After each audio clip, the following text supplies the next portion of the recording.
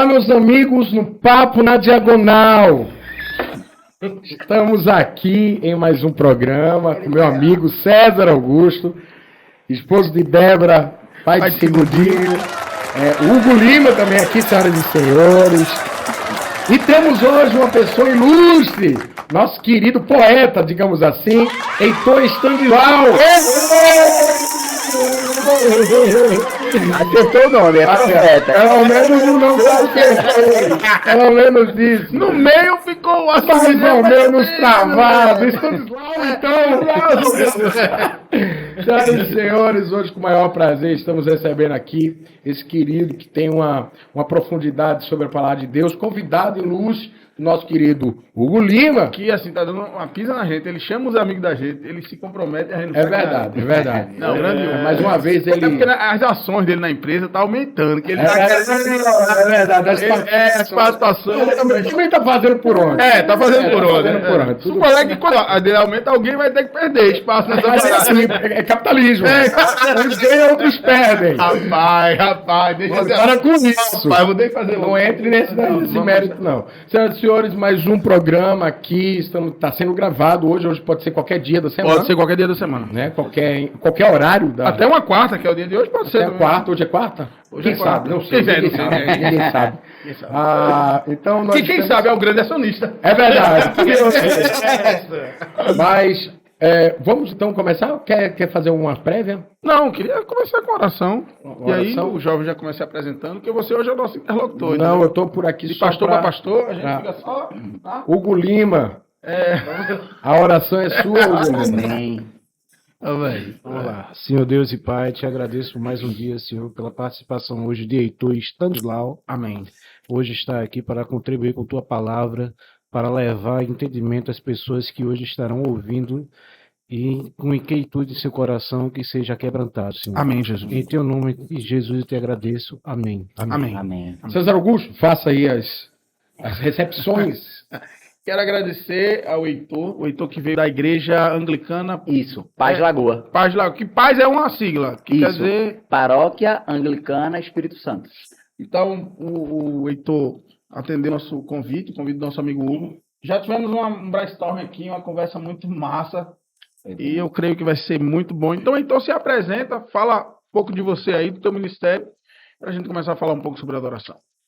Amém. Eu me chamo Heitor, como foi dito. Eu não costumo querer me definir como nada antes, além de Heitor, um filho do Senhor.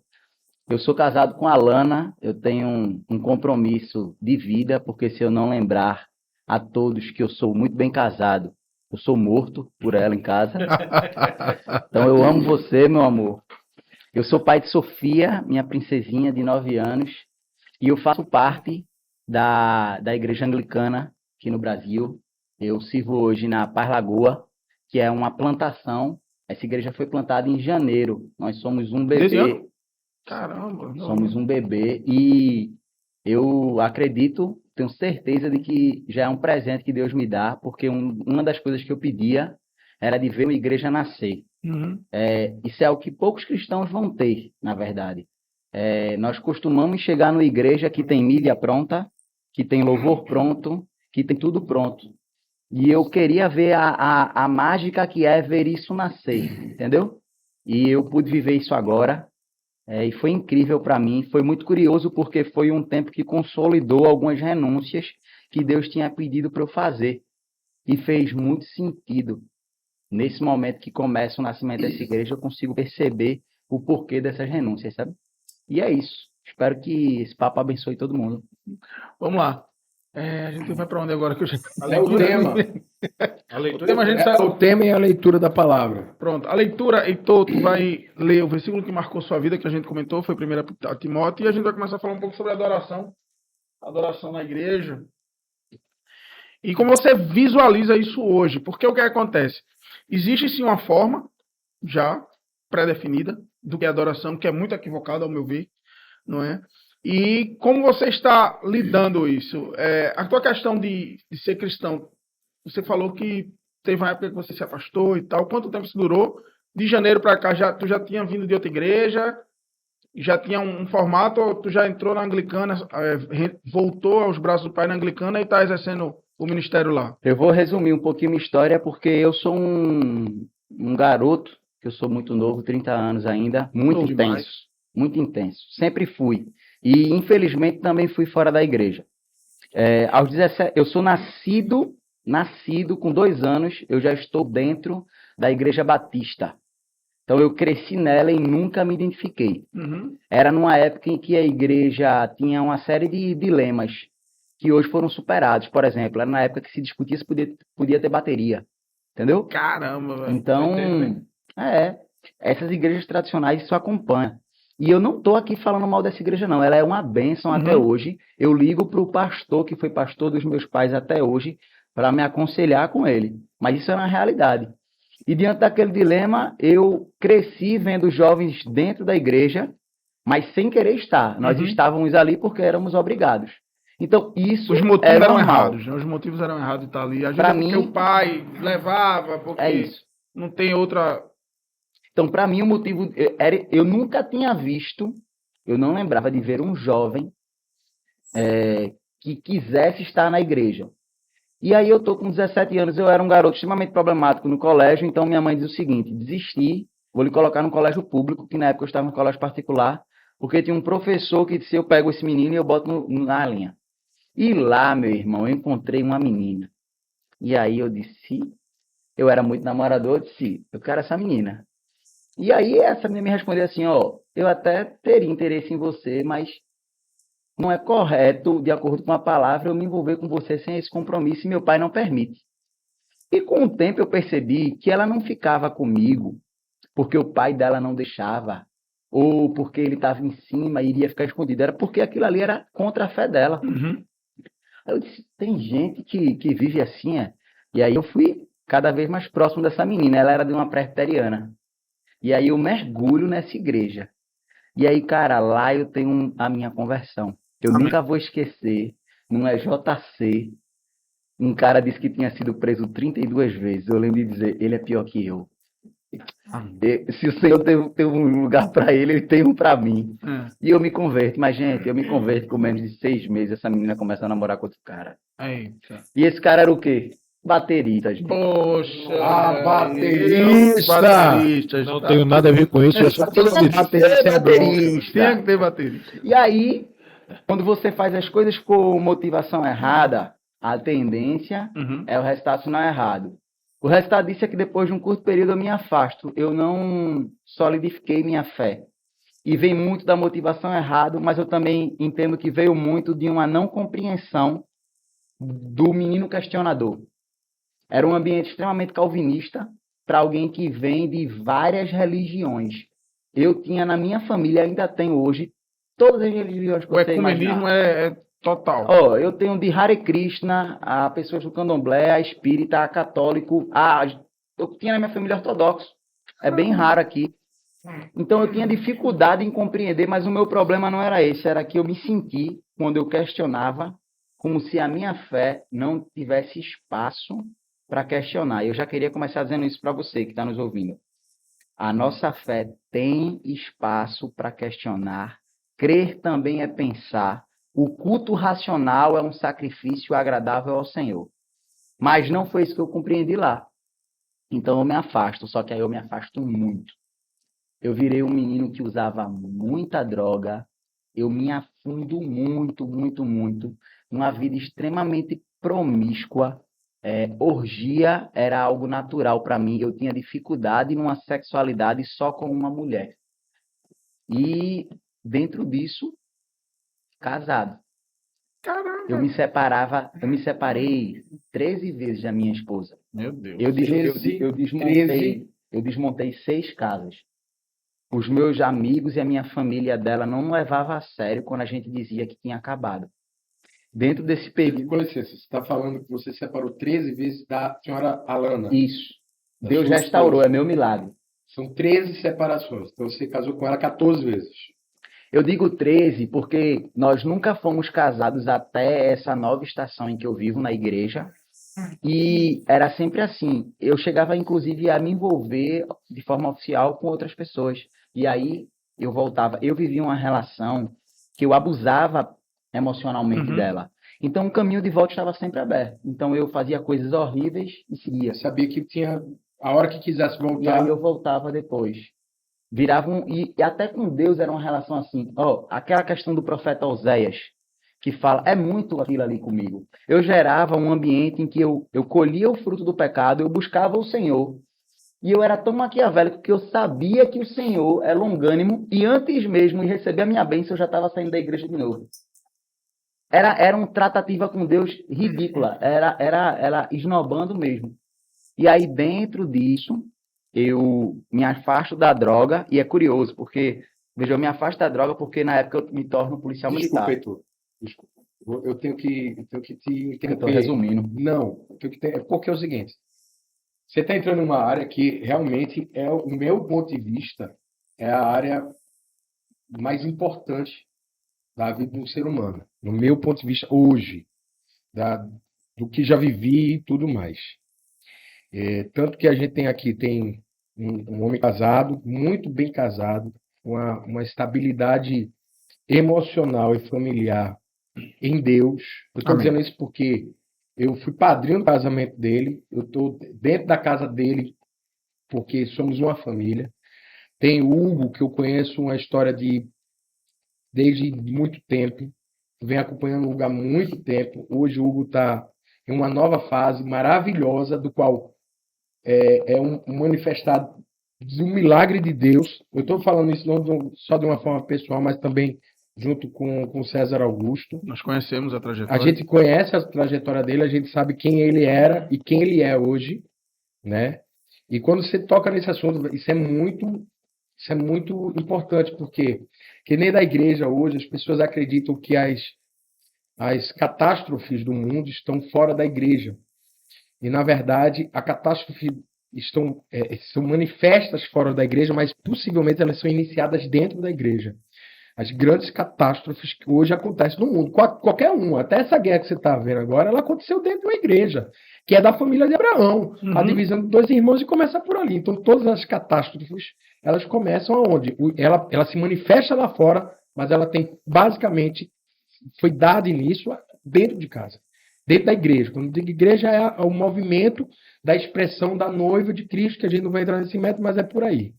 Então, eu estou te parando aqui, porque eu fui muito tocado sobre essa palavra. E depois você pode voltar, César Augusto, Não, vocês vamos podem fluir, voltar. vamos fluir, Mas vamos é porque, cara, isso é muito forte. Você fala para mim que você se separou 3 vezes com a mesma mulher, que você tem uma base de uma condição pessoal sobre uma linha de relacionamento muito, como posso dizer, aquela pessoa que influencia a outra. Como é que dá o nome? Que ela manipula o outro. Como é que dá o nome? Que abusa. Narcisista não, narcisista, mas na parte da É aquele cara que maquiavélica. maquiavélico, mas é um termo que eu queria colocar aqui, que ele manipula mesmo. Ele sabe a hora que aonde ele bate e sabe até onde vai bater, porque daqui a pouco ele volta. E ele retratar isso sobre o relacionamento com Deus. Por quê? Pela extrema misericórdia de Deus, e isso conduz ele a esse ambiente extremamente confortável. Mas a pergunta que eu quero falar para você é o seguinte: o que é que você citou as drogas, sobre a intensidade de vida que você levou lá fora? E a gente sabe que as drogas, ela é um meio. Mas o que é que te levou às drogas? O que é que porque Motivou a chegar ali Exato, porque naquele tu ambiente. tá um dia lendo a Bíblia e o outro dia tu tá fumando baseado. Eu acho que não foi bem assim. As coisas foram meio que conduzidas para que você pudesse chegar ali, e dali realmente ocorreu um desaguar mesmo da questão. Então, por que isso? Porque muita gente está nos ouvindo agora, eu não sei porque eu estou dizendo isso, mas muita gente está nos ouvindo agora, acha que está em extrema segurança por estar indo para um culto, por ter um ministério, Uhum.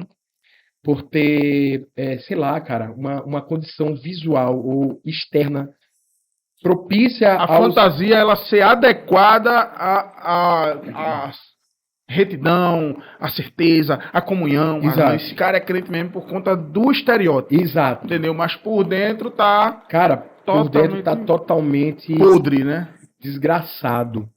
Quando o E desgraçado ele é a acha, ausência da o engraçado graça. é que tem pessoas que acham que o estereótipo, que a carcaça, ela é muito mais importante do que a essência. É por isso que nós somos musicistas do rock, tal, essa galera assim, às vezes nos achamos fora do contexto, como eu me achei muito fora, porque eu não conseguia me adequar, por ser um cara totalmente diferente. Eu era da Assembleia de Deus, tá ligado? E gostava de cabelo grande pra não sei o quê. E as pessoas acabam enxergando o seguinte: não, se você não tiver aquele estilo de roupa, se você não tiver aquela forma de falar, se você não falar em gíria, tal, você tá salvo em Cristo Jesus. Não, né? e engraçado que o Senhor, o próprio Jesus, Não fala vai sobre cancelar nós hoje. Não, mas isso é Vai tranquilo. cancelar, Acontece né? todo dia. Tá tudo bem. O próprio Jesus fala sobre o sepulcro caiado, né? Ele fala sobre isso, sobre o critério de aparência. Uhum. Então, não tem algum problema em querermos aparecer bem, ou buscar isso. Eu estou dizendo isso porque eu tenho um processo de emagrecimento na minha vida, né? Uhum. Mas físico mesmo. E eu queria parecer magro. O problema não é você querer se parecer magro, ou parecer magro. Eu colocava uma roupa preta, como a turma diz, roupa preta emagrece, coisa e Eu tal. tô botando roupa preta porque eu E acho que nunca isso não acontece, porque eu já me pesei que para roupa preconceito é esse, preta irmão? e eu era o mesmo peso. Que preconceito é esse, irmão? Não, mas é o que a turma diz. Então, parecer não tem nenhum problema. O problema é que o parecer ser suficiente para você é o problema. Uhum. Então, você querer parecer uma coisa, tudo bem, desde que aquilo não seja suficiente. Desde que aquilo não seja limitado à sua condição de vida. Não, eu estou parecendo, então está tranquilo. Não. Isso se estende ao seu interior. O parecer é uma parte, a menor parte, na verdade. Na verdade, o sentido deveria ser contrário. Seria a manifestação de fora o que arde dentro, o que está acontecendo dentro. Mas é o que é que acontece? Eu abafo o que está dentro e maqueio o que está fora, porque só a aparência é suficiente para mim. Então, eu quero atentar para as pessoas. Só esse. Depois a gente volta para o tema que vocês quiserem. Você manda aqui. Mas não. Bota pra Não, quebrar. mas é porque Fala o que seu coração está. isso é muito forte. Porque é você sair e entenda o processo. São várias coisas, velho. Em uma frase que ele disse, esse start, essa condição dele caiu o estralo, dizer assim, bicho, o que é que eu estou fazendo aqui? Porque chegou esse momento. Tô dentro, mas eu não estou aqui, só tá minha carcaça. Uhum. Eu já estou lá fora. Porque as intenções, as vontades, as práticas já estavam rolando. Isso. Então, primeiro é esse start. E o segundo pergunta é o processo. Porque você passar 13, mesmo que você tenha separado 2 vezes ao ano, é muito tempo, velho. 2 vezes por ano. O cara separa 2 vezes por ano para chegar a uma marca de 13 vezes é muito tempo. Não dá mal dá para se reconciliar com a pessoa e já separa. Então, eu tô com você, tem 30 anos, tem uma filha de 9, tô calculando que você deve ter uns 11 anos 10 anos de relacionamento. Vê como eu sou rápido. Preciso, né, cara? Quase, Minha quase cabeça cirúrgico. minha inteligência artificial já cortou no meio ali. Quase cirúrgico. Mas em 10 anos, separar 13 vezes. O emocional dessa mulher, Dona Landa, que já tem meu respeito, e eu vou dizer, Deus te ama tanto, e eu consigo enxergar o amor de Deus na sua vida através da presença da sua esposa em sua Da vida. persistência dela. Porque uma das grandes e lindas formas da manifestação do amor de Deus na vida de alguém são as pessoas que ele coloca em nosso caminho. Isso. Tanto aquelas que muitas vezes nos machucaram, quanto aquelas que nos amaram. E a gente tem que reconhecer sobre isso, soberania de Deus. Então, me fala só essas 2 perguntas, estou satisfeito. Antes mesmo de responder, eu queria dizer que eu já disse isso à minha esposa, e sempre que eu vou falar dela, eu falo isso. O perdão de Alana é um ensaio para a compreensão do que é o perdão de Deus. Aleluia. Porque eu não consigo compreender até hoje como a minha esposa me perdoou. E eu queria dizer algo para vocês. Vocês estão vendo um resumo dessa história, tem muitas coisas muito pior, e eu não vivo nenhum efeito colateral. A minha esposa não é uma mulher ciumenta. Nós não vivemos hoje uma relação conturbada. Abusivo, então. A minha relação hoje é dentro do que um ser humano pode viver, de forma impecável. O meu casamento hoje é uma bênção. Cara, que fantástico. É pesado falar essa palavra, mas assim, é perfeito. Porque ela tem os dilemas dela, os problemas, eu tenho os meus. mas o nosso casamento não entra em colisão por conta disso. E o que é mais incrível ainda, nunca, desde que Cristo se revelou na minha vida, houve qualquer menção ao passado. Nunca. Eu nunca tive um problema para se levantar questões que já estão no passado. Uau. Nunca. Agora vê. Primeira pergunta. Esse cidadão de dois mundos, que por sinal hoje eu sou mais pro bem, vocês vão entender daqui a pouco. Mas na época eu sempre fui rebelde, eu sempre fui muito transparente. Então era muito claro quando eu estava na igreja naquela época que eu estava sem querer estar. E foi muito claro que quando eu podia não estar, eu não estava. Assim como era muito claro que eu estava naquela igreja presbiteriana atrás de uma menina. E foi muito claro quando eu quis estar. Então eu sempre fui muito claro. Eu nunca passei por esse dilema da hipocrisia, né? Da máscara. Embora que, de certa forma, todos nós acabamos ter o impulso de usar máscaras. Então eu não vivi isso. O que eu posso falar para se você vive isso é que você não está enganando quem importa. Porque Boa. aquele que vê tudo está vendo isso, sabe? E qual é o dilema? A segunda pergunta era qual era a dificuldade, né? Era? Sobre o critério do processo. Porque as pessoas acreditam muito que o processo acontece do dia para a noite. Eu acredito que processo é processo. Mas o Existe processo você coisas- fala da ruptura, para eu entender aqui. Não, Para voltar na verdade, para o amadurecimento, para o Heitor que é hoje. Porque se você chegasse a, sei lá, você falou 17, 13 anos atrás, que estava na presbiteriana, naquele auge do primeiro amor. Querendo cada vez mais ser sinistro nas conversas. Tá anotando só. Que tal os César Augusto. potências? César Augusto. Máscara? Se eu volto a 13 anos atrás, Foi mal. lá na presbiteriana, pergunta ali sobre o amor dele por Cristo. Então ele teria ali uma força sobre esse amor, ele teria suas experiências sobre esse amor, ele teria sua visão sobre esse amor. Ok? Só um ponto. Quando eu chego e pergunto hoje para ele, ele vai ter todos esses pontos definidos, como há 13 anos atrás. Qual é a diferença? A diferença é o processo, e esse processo, no final dele, chama amadurecimento. O termo amadurecido é um termo relacionado a que está pronto para ser consumido. O que é pronto para ser consumido?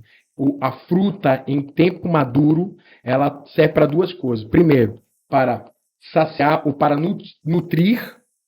O ser humano pega ela e desfruta, ok? Ela tem uma função nutricional, digamos assim, dentro de um contexto biológico, e manter a posteridade da sua existência. Por isso que a palavra de Deus fala para que nós temos que dar frutos, e os nossos frutos que permaneçam. Qual é a diferença do fruto que permanece ou não? É a qualidade dele. Se eu tenho um fruto ruim, uma manga aguada, em hipótese nenhuma alguém vai dizer assim, é aguada, vou plantar para dar mais aguada. Não vai existir. Não. Mas quando ela é de qualidade, a primeira coisa que passa na cabeça, vou plantar porque eu quero Preservar a espécie. Eu quero preservar essa espécie. Então, o que é isso? É a ideia dos seus frutos hoje serem colhidos, nutrir pessoas com essa história, nutrir. Só falar assim, cara, eu não preciso passar por isso. Eu estava indo por esse caminho, eu não preciso passar por isso, velho. Isso é uma nutrição espiritual. Testemunho, E né? ele pegar. E isso é o quê? Quando essa pessoa entende isso, ela foi nutrida. Ao mesmo tempo, ela está germinando a semente que está nesse fruto. Por quê? Porque ela está replicando a mesma atitude que ele. Quer dizer, está reproduzindo a mesma condição de fruto. E esse fruto, diga-se de passagem, não é oriunda do Heitor.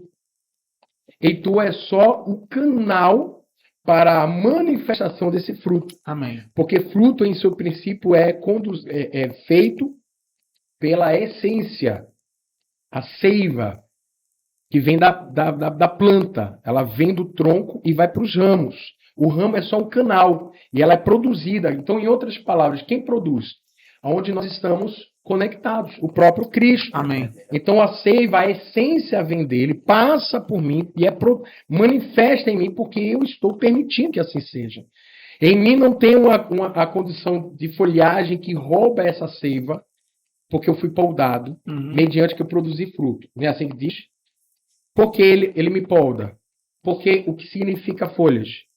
Significa sombra. O que significa sombra? Descanso. Sem evolução, sem produção, sem fruto. Então, quando eu tiro possibilidade de descanso em minha vida, eu estou apto a produzir fruto, porque estou sendo produtivo. Então, a seiva do qual vem, daquele que eu estou conectado, está destinado para aquilo que realmente é necessário que seja feito e produzido, que é o que ele está produzindo agora. Então, vê que como eu sou prolixo. Estou jogando isso aqui tudo para terminar. Aqui, É verdade. Bota esse trem aí. A questão é, sobre todo... Foi. Tá, eu não vou falar mais nada. Não, fale. Você manda aqui. Sobre todo o processo. Esse manda aqui é um manda aqui tão... Você é tão caro esse manda aqui. Não, você manda, rapaz. Sobre todo esse processo. Como você enxerga isso. O Heitor de 13 anos atrás, quando ele inicia sua vida, seu relacionamento com Deus, que ele não tem uma ruptura, ele tem um distanciamento, mas o Senhor ele sempre está conectado a você. Você poderia não estar nele, mas ele estava em você. Amém. Que ele não abandona. Amém. Quando Adão peca e cai, o Senhor estava ali com hora e local marcado, como sempre esteve. Então sempre ele vai estar disponível. Adão é que não estava, ok? Por uma questão de opção mesmo.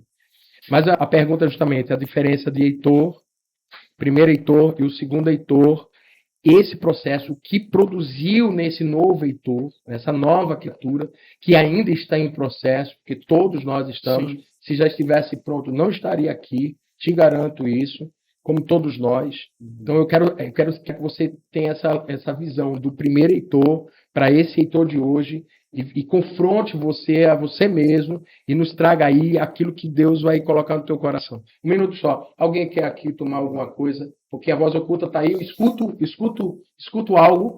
Será que escuto algo? Profetiza. Opa, vocês escutam? Sobre muitas águas. Quem quiser água, se manifesta agora para a voz oculta. O cara não. A gente tá no podcast, não pode fazer. Não pode falar isso, não. Eu queria uma água. Uma água, café. Água, café, o que você trouxer, a gente coloca para dentro. Vamos lá, querido, fica à vontade. Ele deu uma base totalmente bíblica para o que eu quero falar, sabe? Ele foi direto e certeiro na palavra, no que eu queria pontuar. A primeira coisa que eu queria pontuar é como é que acontece um Heitor que vive isso para esse Heitor de hoje. A primeira é graça de Deus. Amém. Porque eu sei que tem pais, eu sou pai, que muitas vezes entende que existe um mecanismo para se criar algo. Olha, Provérbios vai dar uma série de ensinamentos, de instruções, mas depois vai dizer que tudo está nas mãos do Senhor. Então, tem uma frase, eu amo C.S. Lewis, que fala muito para nós, que é, Deus não pode ser domesticado. Então, se eu estou aqui hoje, é pela graça do Senhor. E o segundo ponto, que aí eu acho que pode parecer um jargão para quem é cristão, mas não é, e eu posso tentar explicar ele um pouco, que vai de tudo que o irmão falou, desde os erros que a igreja cometeu na história, aos problemas do mundo, aos problemas internos. Tudo se passa por Cristo não estar no lugar onde ele deve estar.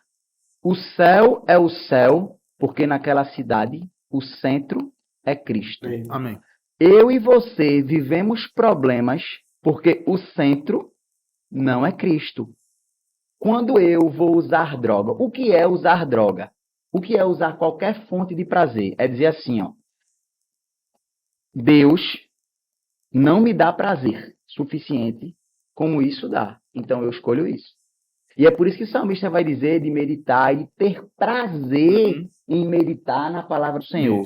Então, colocar Cristo no lugar correto é a solução para a maioria das coisas que temos nas nossas vidas. Eu vou falar uma coisa aqui que é bem curiosa. Muita gente diz assim, eu tenho um problema financeiro. Você tem pecado. A gente tem que começar a chamar as coisas pelo nome. Problemas financeiros, por exemplo, muitas vezes é vaidade, é ganância. Então, a gente tem que começar a chamar as coisas pelo nome, porque a fonética é algo caro para Deus. Deus criou o mundo com palavras. Então, palavras são direcionamentos fortes para um cristão. Então, a gente tem que começar chamando as coisas pelo nome. E a raiz disso é Cristo não estar no centro. Você deu um exemplo que é bom. Eu não tenho problema de falar disso, eu acredito que vocês também não. Que é os erros da igreja. Olha, a gente cristão tem que aprender a falar sobre os erros da igreja. Israel está em guerra. A Alemanha nazista teve base teológica. Foi.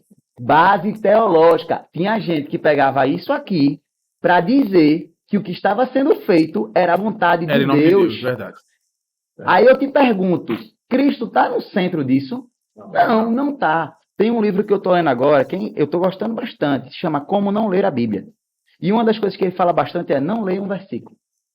Porque é muito perigoso ler só um versículo. É preciso compreender a obra do Senhor. Isso. Deus é poeta, gente.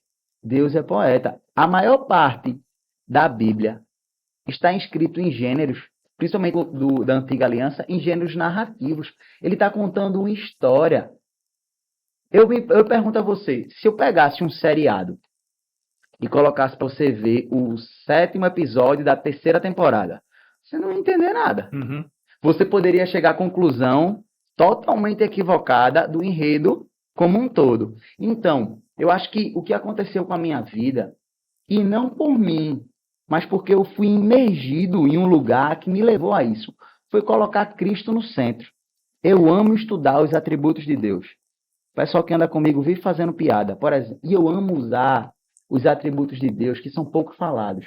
Porque a gente fala muito que Deus é onipotente, onipresente, mas a gente fala pouco, por exemplo, que Deus é pontual. Você imagina Deus chegando atrasado para Moisés, eita, Moisés, foi mal.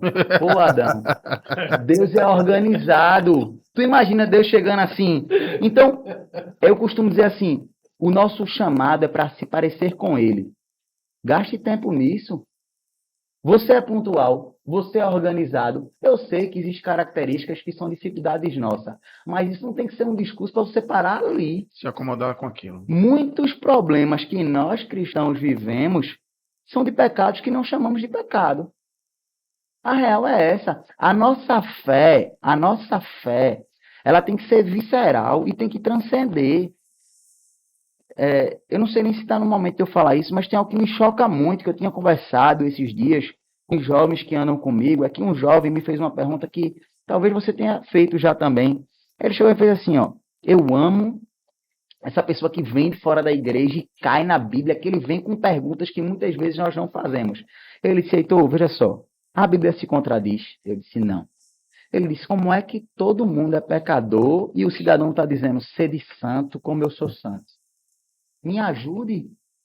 Foi muito engraçado porque em vez de só querer responder, eu fui caminhar com ele.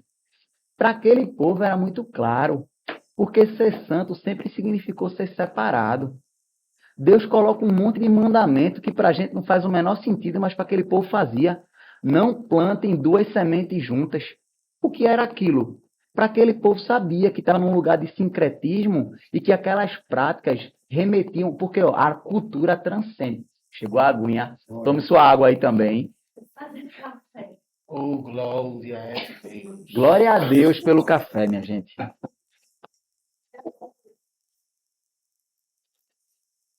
Quando a Bíblia fala, sede santo como eu sou santo, o convite é ser diferente na contramão do mundo. E o Sermão do Monte já deu a contramão do mundo. Não é o cabelo, não é a vestimenta. O que vai chocar esse mundo não é um monte de gente de terno e gravata.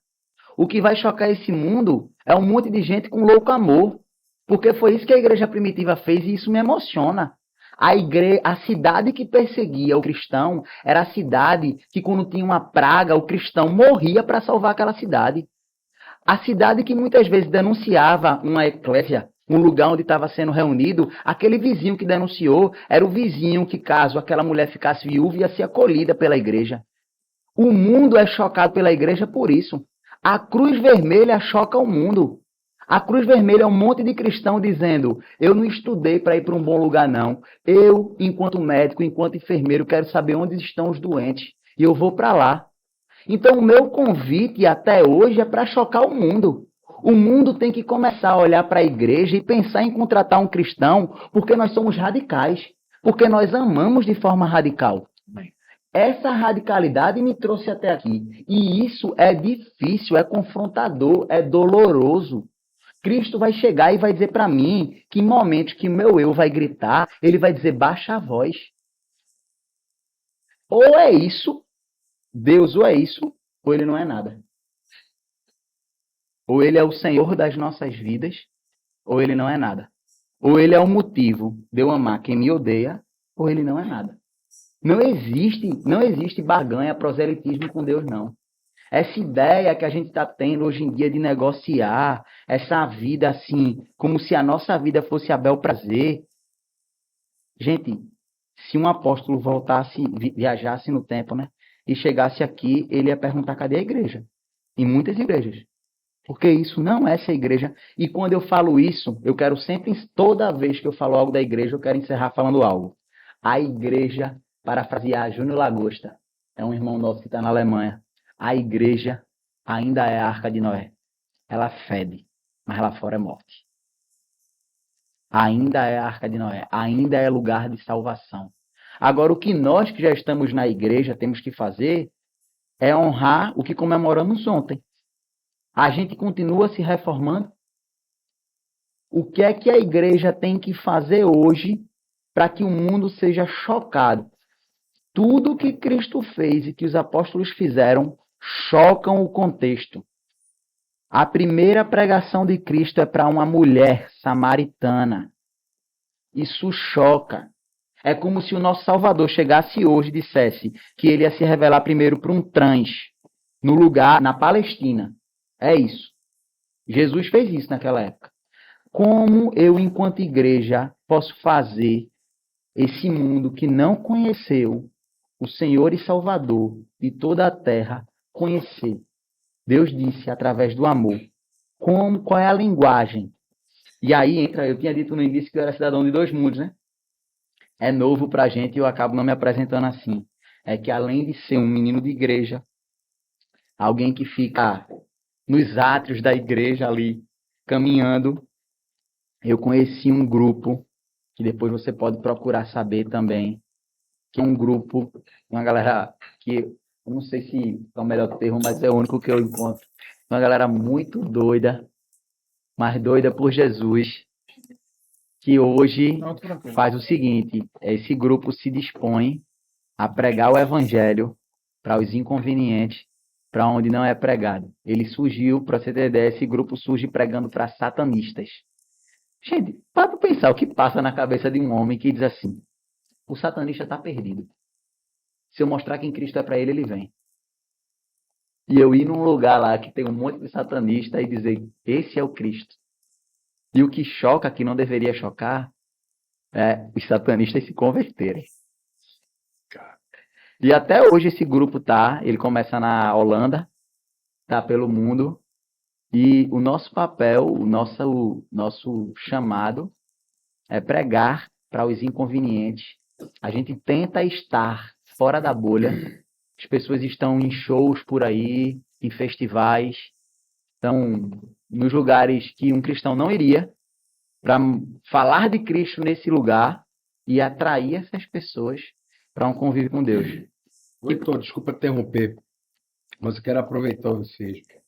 O que o Heitor está falando, que é de grande responsabilidade nossa, até que do qual nós reconhecemos verdadeiramente ali o que é a igreja, que hoje em dia está tão misturado na cabeça das pessoas. As pessoas não têm isso como definição. O Papo na Diagonal vem trazendo essa questão, essa temática de que é igreja faz um tempo.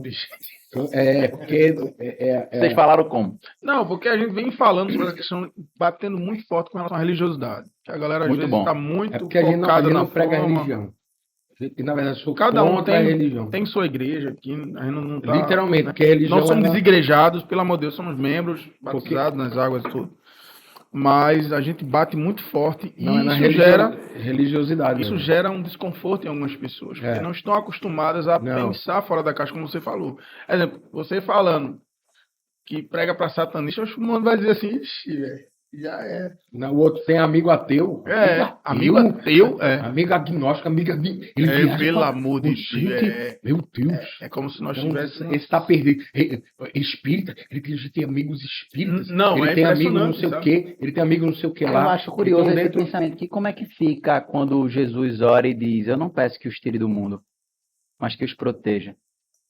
Se a proposta de Cristo era para a gente ficar numa bolha, para que o evangelismo? Não, e onde Mas- que está mas- o Salmo primeiro, cara? Não sentar na roda dos escarnecedores, se não fosse para não. E ele tinha dito, não vá Não na vá. roda dos escarnecedores. Ele disse para não sentar.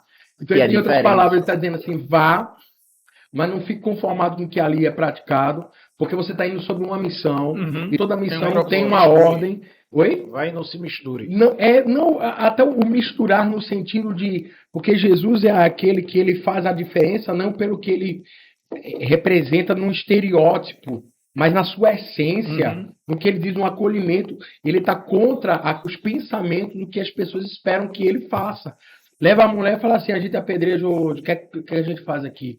A gente vai botar ele, sempre Jesus ele vai estar supostamente dentro de um ambiente desconfortável para os outros. Mas para ele não. Por quê? Porque ele não está preocupado com o que os outros pensam ou esperam dele. Ele vai fazer aquilo que tem que ser feito. E o que é a igreja hoje? Igreja ser dentro de uma constituição, a gente já sabe. Mas não é só uma constituição relacionada a uma instituição. Ela vai um pouquinho além disso, que é a cauterização de mentes voltadas sobre umas práticas manipulação e religiosas. E é exatamente isso que Heitor está falando, César Augusto está falando, Hugo está falando a respeito de igreja, que as pessoas ainda não conseguiram entender. Não compreendem o real Não sentido do compreendem evangelho. o Sabe que qual é é o igreja. problema? É Vlad, Heitor, Hugo.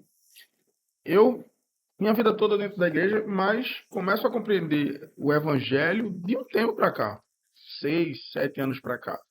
Eu comecei a entender. Mas por quê? Porque eu tenho a certeza de que muita gente está ali, mas ela não sabe. Hugo até falou um termo bem legal no programa. Eles não conseguem nem entender qual é a motivação de fé da comunidade que ele está inserido. Ele está ali justamente por conta da bênção que ele está esperando, do concurso que ele quer passar. Porque a igreja é o por conta lugar da que a gente vai menina, buscar, a gente vai justamente, receber. por conta da menina, por conta de tocar e tal. Então, assim, o contexto mesmo de ser cristão porque ama, não é cristão porque minha mãe vai chegar um tempo que sua mãe te leva à igreja, é muito importante, mas vai chegar um tempo que vai ser o divisor de águas, vai chegar aqui e vai dizer qual é o caminho que eu devo seguir, qual a razão vai chegar, as influências vão chegar e vai dizer qual é o caminho que eu devo seguir. Então, quando você tem não vou dizer o máximo entendimento, porque ninguém consegue compreender na totalidade os propósitos e a intenção de Deus, mas assim, o pouco que a gente compreenda tem que ser o bastante para a gente poder renunciar por um amor que é incompreensível, é um amor por alguém que você, assim, mas por que Jesus, se aceitasse, ou se ele aceitou, não sei qual foi E qual é a dificuldade de você entender que ele também tem direito à salvação? Você tá entendendo? O seu pior inimigo, o cara ora pra Jesus matar o cara, tá A gente ligado? tem que orar agora para o YouTube, quem for, não derrubar só porque falou o nome. Não, pela Voldemort. é mesmo, pô, símbolo. Pior. É o símbolo. Quem compactua com esse cidadão? Entendeu? Então, assim, o que é que acontece? As pessoas, elas estão literalmente focadas, tipo, nas mãos de Jesus, tá ligado? No que Jesus tem para dar. João 6 fala muito disso, eu gosto muito de comentar que Jesus, ele veio numa pregação forte, tal, não sei o que, a galera começou a ir embora. Por quê? Porque viu que, não, eu quero só o Jesus que faz um milagre, eu quero o Jesus que cura o cego, não sei o que. Mas quando Jesus começou a falar sobre a questão do reino dele e do sacrifício que tem que ser feito para poder abraçar, porque tu acha que é de todo jeito que vai chegar lá, mano, não é, mano, vai ter que existir renúncia. Mortificação da carne. Talvez esse processo seu de mortificação foi muito doloroso, porque tinha umas práticas, mesmo com a consciência, porque a consciência diz, mas às vezes a carne está querendo gritar por aquela iniquidade, aquele pecado, aquele de você, não vou fazer. A mulher bonita chegou e você, não vou. Acabou. Isso é renúncia, isso é dói. Pode não ser para mim, mas pode ser para você. Você está entendendo? As pessoas não têm esse entendimento. Aí chega no momento onde Jesus está pregando, no outro momento tudo embora. Os discípulos falam, mano, ó, de boa. Quando tava nos pães ali, no cachorro quente, tava suave. Mas agora chegou na palavra de consciência, de reino, de renúncia. Não, dá para mim não. Aí foram embora. Aí Jesus olha e disse, e aí, vocês vão também não? Quando Pedro fala aquela palavra Que é a que eu mais amo. sensacional. Meu Mas Deus. por quê? ali é um entendimento do real evangelho que as pessoas... Eu sou muito confrontado, gente. Você tá falando esse negócio pra mim aqui, tô me confrontando dentro de mim. Você tá pregando pra Satanás. E olha que eu sou roqueiro, tenho uns amigos satanistas. Um amigo meu até tentou outra vida recentemente e tal, que tá muito distante. Mas mesmo assim é muito difícil eu chegar e ter esse embate. Mas por quê? Porque o evangelho, ele é uma questão de todo dia você vai se moldando ao que realmente Deus quer. Você não tem um passo de marcha já se transformou no cara, não. Mas você vai se moldando, vai vendo as necessidades, vai vendo onde você precisa melhorar. Porque isso é a graça do evangelho. Eu acredito que quando você é transformado pelo poder da palavra de Deus, é quando o seu testemunho começa a falar dessa transformação. Não é de uma hora para outra, eu me acordei, já estou magro, estou rochedo, tô... não. É o processo. É o Por quê? processo. O seu testemunho edifica a minha vida. O seu testemunho edificou a minha vida e vai edificar de muitas pessoas. Por quê? Porque quem não passa pelo processo não tem história para contar, irmão.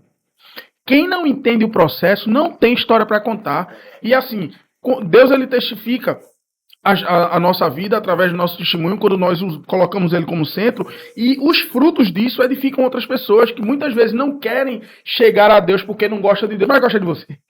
Aí vê a sua transformação, pô, Heitor, velho, você tá louco, o bicho era noiadão, o bicho era, olha, tá vendo, Heitor, prosperando, o bicho tem uma palavra de boa, às vezes eu tô triste, ligo pra ele, é Deus sendo a luz de Cristo. Quem me auxiliou, os primeiros mantenedores, vamos chamar, porque tem mais loucuras na minha vida, assim, sabe? Mas aí são loucuras santas, que eu vou dizer pra vocês, mas pra resumir, para você compreender essas loucuras, num dado momento da minha vida eu fazia o curso de medicina e eu já fui policial militar. Então eu dormia dia sim, dia não. Um dia eu tava no GAT, o outro dia eu tava na faculdade. E eu tenho uma parada cardíaca. Por quê? Porque quem aguenta? Eu já tava no 4º período, dormindo dia sim, dia não. Uma hora o corpo diz, ei. Claro. E aí nesse lugar de descanso, eu tenho momentos muito intensos com o Senhor. E o Senhor começa a me mostrar que, embora eu fosse radical, eu estava dando o resto para Ele. Eu estava no seminário, mas o meu tesouro, minha dedicação estava na medicina. E aí eu entendi Deus dizendo assim, dedique a mim e desde então eu não estudo nada que não seja para o reino. Tudo que eu leio de fora, a minha lente ainda é a de Cristo. Então eu começo a me dedicar em teologia, eu faço um pacto comigo. Eu disse, o tempo que eu estudava para medicina é o tempo que eu vou estudar. Se acabou o seminário, eu vou inventar disciplina e eu vou estudar. Só que o que me confronta também foi que o Senhor começou, eu entendi ele me chamando para eu entregar o concurso. Eita. E aí eu disse, Senhor, Vou me viver de diga uma quê? coisa, vai sair maná do céu, é? Só explique isso. Como é que vai? Só que, gente, Deus começa a falar com as pessoas ao redor. Eu tenho uma conversa com minha mãe muito forte com relação à medicina, porque o sonho dela é eu ser médico. E ela reconhece que Deus vem me chamando para outra coisa. Eu chego para minha esposa, quando eu bato o martelo dizendo que eu não vou continuar na polícia, ela diz, bateu. Bati, ela disse, eu pedi a Deus para você não voltar, porque ali era um lugar que me lembrava muitas dores. Porque eu tive um tempo... Passou quanto tempo lá? Passei 5 anos. Eu saio das drogas mais ou menos 1 ano antes de fazer o concurso. Um dos lugares mais perigosos para o não cristão é na falsa moralidade. Eu não usava droga, mas o álcool era uma constante na minha vida e a sexualidade virou minha droga. Entendeu? Então era um culto lícito, era um culto lícito para esse mundo. Porque para esse mundo tá tudo bem eu enxacarar de sexta a domingo e tá traindo minha esposa. Entendeu? Prostituindo. E aí, nesse lugar, o Senhor me chama. E aí, eu vendo um carro e começo a queimar o carro, né? O carro vira o meu salário. Todo mês eu tiro um pedacinho do salário. E aí, a minha igreja, é lógico que ela me ajuda nisso, dentro das possibilidades, né? A igreja tem pouquíssimo tempo. Só que eu e minha esposa, graças a Deus, não pensem, isso aí não é querendo ser bom, porque já deu para perceber no início que eu não sou. Mas nesse lugar, a nossa preocupação é como nos capacitar para o que Deus quer fazer em Recife. Amém. E uma das coisas que eu percebi era que eu tinha que me mover mais para esse grupo que se chama Steiger. E o grupo de pessoas que mais ofertou na minha vida. Eu comecei a pedir ofertas, mas também me moveu. Eu vendia café, vendia algumas coisas. E quem mais comprou são meus amigos maconheiros. A primeira pessoa que comprou um café meu mora em Toronto. Um brother meu que fumava maconha comigo todos os dias. Ele comprou porque meses atrás ele disse, não sei se é real, mas o que você viu é. Você viu alguma coisa que é real. Porque ninguém vive tanto tempo diferente de como você era. Eu era extremamente inconstante. Entendi. Entendeu? Ele demorou para chegar em mim porque ele imaginou que iria encontrar a inconstância do passado. E quando ele encontra isso, ele está querendo se matar no exterior. E aí vem algo, gente, que não era para ser, mas infelizmente é um período que a igreja vai ser. Você ama o perdido, você vai ter que fingir que não é crente. Eu amo símbolos. Eu sou litúrgico, eu sou anglicano. Então eu amo símbolos. Mas em vários momentos eu tiro os símbolos que eu amo para poder ir para um amor maior que é pelo perdido. Porque hoje, se alguém sabe que eu sou cristão em certos lugares, ele não quer me ouvir. Uhum. E ele tem razão, às vezes, de não querer me ouvir. Eu tenho que fingir ser o que eu não sou. Eu chego lá como... Pronto, agora a gente estava em São Paulo. A ação de rua em São Paulo, ninguém pode ir com camisa de igreja, com nada de igreja. E a gente começa a falar com essas pessoas. E qual é a constante nessas pessoas? Fome de Deus. É uma menina que chega assim e diz, qual é teu sonho? Ela diz, ser rica. Ela começou a conversar comigo. Sabe como terminou? Ora para eu ter uma família diferente da que eu tive, para eu ser uma mãe que eu não tive. Eu quero que minha filha tenha o que eu não tive. A outra foi um menino que chegou e me fez, ora pela minha família. Aí ele fez assim, pelo quê? Se divorciar? Ele fez, não. Desde a eleição, minha família rachou. E não teve jeito. E daqui a pouco chega outra eleição e eu sonho em ver minha família junto. E essas pessoas todas estão buscando Deus, velho. Uhum. Toda fome, tem uma passagem bíblica que me ensina muito isso. Toda fome é uma fome de Deus. Esse vazio existencial foi o Senhor que colocou para ser suprido nele. O cracudo da sua esquina está buscando Deus no lugar errado. Eu e você sabe o lugar, então nos cabe chegar nesse cara e dizer, esse prazer que tu quer aí, ele existe. Só que ele não é aí. Vem que eu vou te mostrar. O problema é que quando foi, que aí eu concordo com essa questão de religiosidade, que a gente colocou tantas coisas que dificultam. A igreja é aquela que acolhe e recolhe. Você falou também, eu não lembro quem foi que perguntou sobre a questão do meu processo. C.S. Lewis fala isso, que tem pecados que o cristão vive, e que, lógico que Deus não quer que o ser humano peque, mas que dentro da soberania de Deus é como se ele reciclasse. E o que é para a minha vida, isso é o amor pelo perdido. Meu maior orgulho, a primeira vez que eu vou pregar é para gente em situação de rua. Heitor, desculpa te interromper de novo, mas eu queria que Tá você... demais, hein? Não. Toca esse sininho. Eu vou desse lado aí, me deixa o cara. Vamos calar. Não, você não tá aqui. Vai falar. Você vai falar. Não, vou sair daqui. Você manda aqui. Ó, eu queria que você definisse igreja. Igreja? Igreja, não instituição. A noiva. Tá. Para mim, no meu entendimento de um menino bobo que está estudando teologia há 2 anos, de forma mais formal, a melhor forma de definir igreja é como o corpo de Cristo. Nós somos o corpo de Cristo. Eu sei que na palavra nós vamos ter o ajuntamento dos santos, mas isso aí eu acho que a gente pode conversar bastante, porque muitas vezes esse ajuntamento não está tão separado dos valores do mundo. O secularismo é um termo mais mal compreendido, que a gente fala muito na STAG, é um dos termos mais mal compreendidos dentro da esfera cristã. A gente chama de secular o que não é secular e coloca para dentro o que é secular. Mas a minha melhor compreensão de igreja é o corpo de Cristo. Cristo está vivo. Isso não é poético. Eu amo poesia. Isso é uma afirmação. É real. O homem Deus não morreu. E de forma misteriosa, porque dentro da fé há algo que a gente chama de mistério.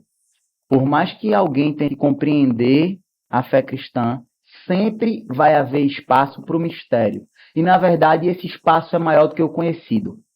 Pense no maior teólogo que você sabe. O maior teólogo, o cara que mais entende Deus. O que tem para se compreender de Deus é maior do que o que ele sabe. Então, de uma forma misteriosa, Cristo continua vivo, reina nos céus e vai voltar para reinar de forma cada vez mais concreta, mas ele deixou na terra membros do seu corpo. E isso é a igreja. É o corpo de Cristo na terra. E isso tem que reverberar numa pergunta. Sabe uma característica de membros do corpo e tal, do corpo, é ter função. Boa parte das pessoas que ficam falando sobre religiosidade não tem função. Isso se chama prótese. É algo estranho no corpo. Ele não está ligado. É por isso que... Parece até ser, Mas não é. mas não tem a conexão. Não é. Não tem a sensibilidade. O que é que acontece com qualquer membro do corpo que não é usado? Ninguém precisa ser bom em biologia. O que acontece? Com qualquer órgão, qualquer membro. Ele é atrofiado. Ele atrofia. E o final dele é a morte. É por isso que a igreja, a natureza viva dela é se mover. No princípio, terra era sem forma e vazia. E o Espírito de Deus? Deus se move. Deus não muda, mas ele se move. E a igreja tem que compreender isso. É por isso que a gente vai falar sobre adoração. Sabe qual é o primeiro princípio da adoração?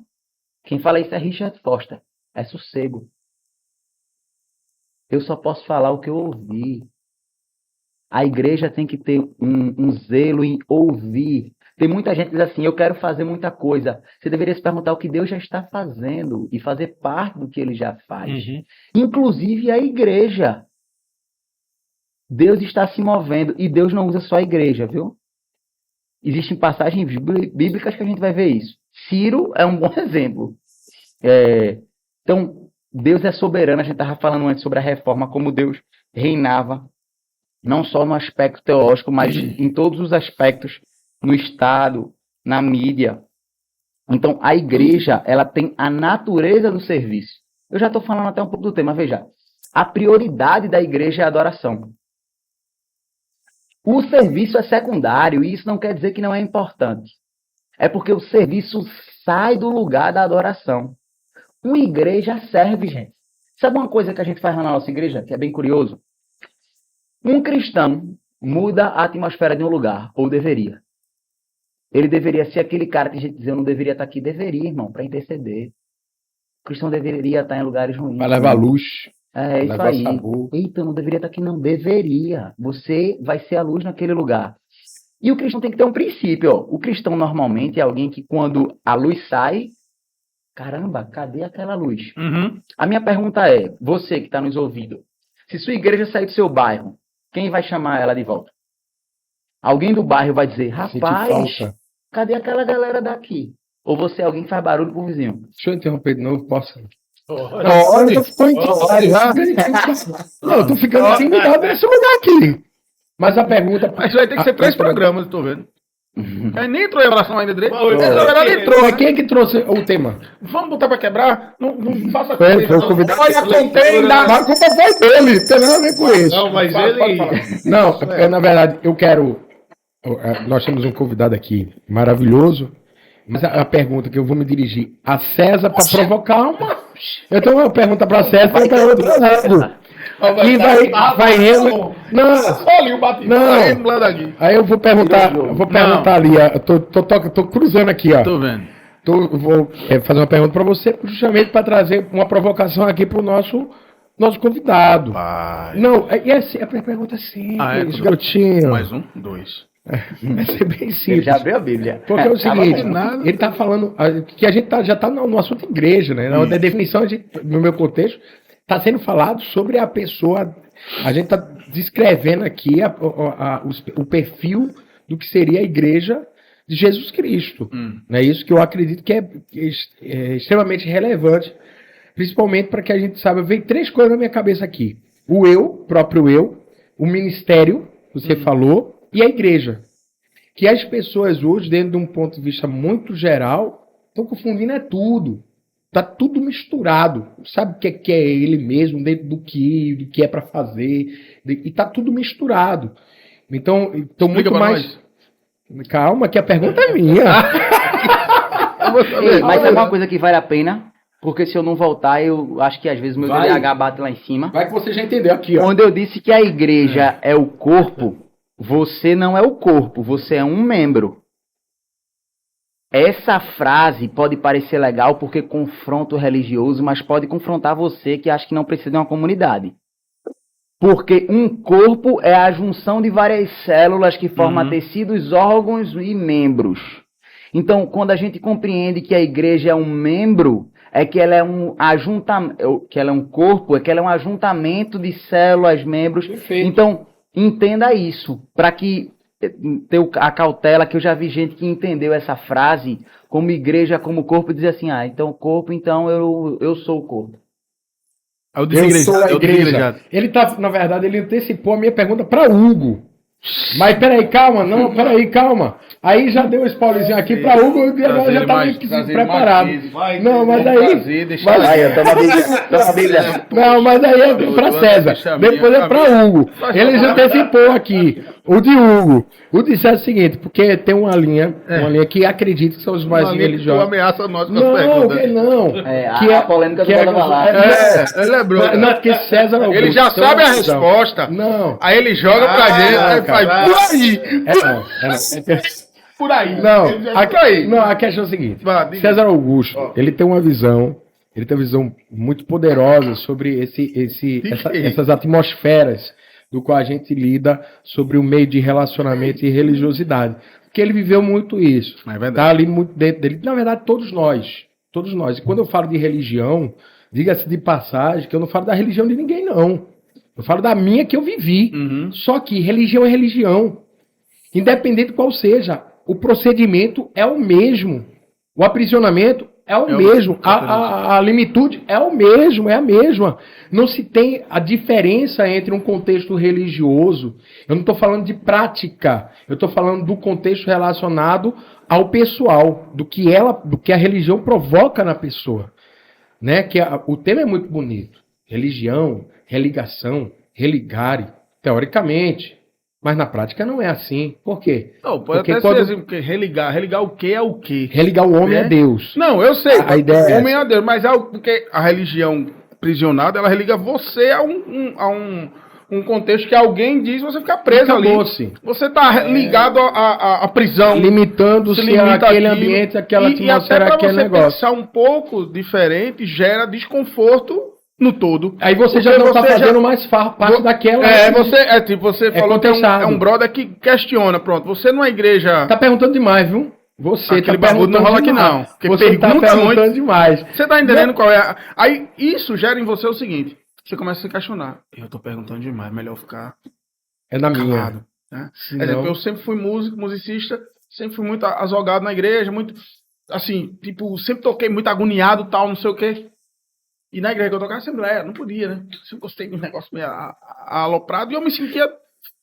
Eu não me sentia parte do corpo. Não me sentia parte do corpo. Eu ainda Mas nem por quê? perguntei, o Porque cara já tá... Você tá entendendo porque eu joguei pra lá? Porque existia, assim, o que eu comecei a entender. No começo, eu era o revolucionário. Que eu queria mudar a igreja, mudar tudo. E eu ficava lá. Depois, eu comecei a me tornar um idiota. Porque eu não ia conseguir mudar. E eu estava pecando, porque eu estava desobedecendo, sabendo que ali existe uma forma de culto. E se eu assinei, sou membro, a profissão de fé foi ali, eu deveria entender. O que foi que eu fiz? Eu saí de lá. Mas o grande problema não foi questão de lá, aqui, lá, cada um faça o seu. Foi César começar a não se sentir parte do reino de Deus. Porque a igreja, em si, as práticas, começou a me tirar o seguinte, uma certeza. Será que Cristo me ama verdadeiramente? Eu me perguntava isso direto. Mas eu sou assim, eu gosto de tocar desse jeito. Aí ia para outra igreja, e o povo, vem para cá, meu irmão, eu tinha medo, porque é a igreja dos meus pais, tal, eu cresci ali, eu ficava, não, eu não posso ir, porque senão é pecado. Eu via pessoas que iam visitar outras igrejas e eram chamadas a atenção, para não dizer outra palavra mais forte, disciplinado mesmo. E eu comecei a me sentir, então, até o momento que eu comecei a reconhecer, não, meu pacto é com Cristo, eu preciso entender o meu propósito com Cristo, e a partir do que eu entendo sobre reino, é que o testemunho tem que fazer parte aí, é quando eu comecei a não olhar mais para o povo. Eu, de fato, comecei a olhar para César, fazer uma releitura da minha vida, e eu comecei a me enxergar em Cristo a partir, literalmente, de um processo particular com ele. Eu disse, não, eu estou fazendo certo. Eu estou buscando a retidão. Eu estou buscando estar me conectando com ele, então as pessoas estão me atrapalhando. Eu comecei a tirar o foco das pessoas e o foco só no relacionamento. E hoje, graças a Deus, as pessoas que me criticavam no passado, hoje são as primeiras que me têm com respeito. Diz assim, mano, pra onde eu vou, que eu falo com elas, continuo falando com o pessoal da Assembleia, mas eles notam que eu nunca mudei quem eu era. Eu só comecei a ter um entendimento de que, cara, se eu ficar olhando para as pessoas, eu vou de fato ir para um caminho de tormenta, de perdição, de confronto, de crise existencial. Meu Deus, Deus não me ama. Mas Deus não me ama porque o outro disse. Não foi Deus que falou para mim, em nenhum momento assim, ó, não te amo não. Porque eu usava brinco. Tinha 2 brincos, tal, não sei o quê. Meu irmão, de uns tempos pra cá, não tenho vontade mais de usar brinco. Aí eu parei de usar brinco, fechou. Essa relação de não precisa. É o Espírito Santo que ele toca no meu coração, ó, César, isso aqui não tá funcionando. Conversei com o Vladimir, uma coisa, toquei na igreja de Água Preta, Pontezinha, e um rapaz chegou pra mim e disse, cara, tu tocou há muito tempo? 1 hora já? Eu não entendi, não. 19 minutos só? Só tem 19 minutos? Ah, só tem. Ah, tá bom, tá. dá pra gente fechar. E aí a pessoa chegou pra mim e fez, mano, você tocou demais, velho. Você é um guitarrista. E aquilo foi pro coração. Mas a partir do momento que aquilo alimentou meu ego, o Espírito Santo fez, tome muito cuidado. Porque nem todo elogio, o cara falou de boa, que foi meu cunhado, eu sei que ele falou com um coração bom, mas eu não tomei como uma coisa tão boa. Quando você não tem relacionamento, isso acaba entrando no coração, e aí você começa só se alimentando disso, daqui a pouco você tá fora. Mas aí é que tá, quando você tem um relacionamento com Deus, independe, velho, da tua roupa, de como você tem que só fazer o que Deus manda, e ter a sensibilidade de ouvir o que o Espírito Santo tá falando para você. Porque aí é uma coisa fora. Você tem seu pastor, tem tudo, mas às vezes o irmão chega, pronto, tu tocou lá, o cara fala, ó, tu balançou a cabeça, pecado. Tá em pecado. Tá escutando Eu acho 722. que na gente, Tá ligado? eu vou falar, é algo que eu me sinto em paz de falar aqui. Talvez nós tenhamos uma pequena diferença nisso, que é o seguinte, eu amo essa forma de pensar, inclusive, ó, é a minha capa aqui, o Hugo via, isso aqui é minha farda. Eu uso essa camisa no mínimo 2 vezes por semana e eu quero comprar outras 2 dela, que fala religiosidade mata, mas o amor traz vida. Só que, qual é o que eu acho que possa ser que seja um pouco diferente? É que eu consigo enxergar uma diferença sutil, mas muito importante entre religião e religiosidade. Tem um reverendo chamado Marcondes que, aí é sobre liturgia, ele vai dizer assim, que liturgia é um leito. E é como se Deus fosse um rio. E é muito bom ter leito. Se um rio não tem leito, quando transborda, aquilo ali é uma força explosiva. E por que eu estou falando isso? Eu não acho ruim. Eu entendo quando o homem começa a criar, no sentido da religião, de estruturas para caminhar até Deus. E eu sou a favor que tenha o maior número possível. Me perdoe, eu sou cristão, mas dentro da perspectiva cristã. Na verdade, todas. Mas eu fomento existir vários tipos, e aí é onde vai chegar. Eu amo a ideia de existir várias denominações. Por exemplo, eu tenho pouca tatuagem porque falta dinheiro. Se um dia alguém da Assembleia disser, Heitor, vem pregar aqui, eu não gosto de tatuagem, eu não tenho problema nenhum em cobrir, não. A minha igreja também usa vestes em algumas ocasiões. Cara, eu não acho, eu acho lindo o significado, mas eu não acho esteticamente tão legal, não. Mas eu não tenho problema nenhum em usar, não. Então, é por isso que nesse ponto eu acho que eu não sou religioso, que eu acho que o homem religioso é aquele que acaba amando alguma das estruturas. Isso. E eu sou um anglicano, tem uma piada no anglicanismo que diz assim, a gente vê beleza em tudo. Então, eu vejo beleza em tudo. Então, o cara da Assembleia, você não gosta, tem igreja que não pode bater palma, né? E tem irmão que gosta disso. Vá pra lá, irmão. Não bata palma não, pra glória de Deus. Tem igreja que o cara quer bater bananeira. Pule bananeira, irmão, pra glória de Deus. Pra mim, eu amo essa multigraça de Deus. Agora, o que é que eu ataco? E é por isso que eu acho que isso é religião que eu falei. Essa criação de instrumentos, essas várias formas de se conectar ao Criador. Crie as formas que você achar que deva. Qual é o meu problema? Para mim, a religiosidade é colocar como voz de homem, voz de Deus. Minha igreja, a gente não quer que o irmão tenha brinco. Que não tenha, mas não diga que é pecado, não. Porque você está dizendo algo que Deus não disse. Então, o meu problema é quando homens querem ser voz de Deus. Que isso foi um problema na história e é um problema hoje. Existem denominações, que eu não quero citar nomes, mas que não são religiosas. Ali existe religiosidade, porque você está dizendo algo que Deus não disse. Então, não tem problema, gente. Eu admiro ter tradição e, na verdade, tudo existe tradição, gente. Se a gente for parar para ver a antropologia das coisas, muitas das coisas são tradições. Ó, por que um cristão ora quando vai comer, mas não ora quando vai tomar banho? Foi uma tradição da igreja primitiva, porque tinha o costume de comer alimentos que eram sacrificados para ídolos. Porque a comida que é para a glória de Deus, a água também é. Então, tudo tem tradição. Não tem problema nenhum nós exercermos alguma tradição. Mas eu sou extremamente incomodado com práticas que você vai dizer assim, ó, a gente tem que tomar muito cuidado para dizer assim, ó, isso é de Deus, isso não é de Deus. Mas tem que ter muito zelo, gente. Isso é uma palavra muito forte, porque quando eu estou dizendo que, por exemplo, veja o que aconteceu, eu sei na época eu gostava de brinco. Quando eu chego para o irmão que está na igreja e digo, isso não é de Deus, olha o peso que você está colocando na pessoa. Aí você faz assim, então eu não sou de Deus. E na verdade você só não é dessa denominação. Tem uma linha teológica que fala que isso aí, se eu não me engano, é do original mesmo das escrituras, se eu não me engano. Que fala isso, a utilização do nome Deus em vão. Isso é. É a utilização quando é assim, não fale o nome de Deus em vão.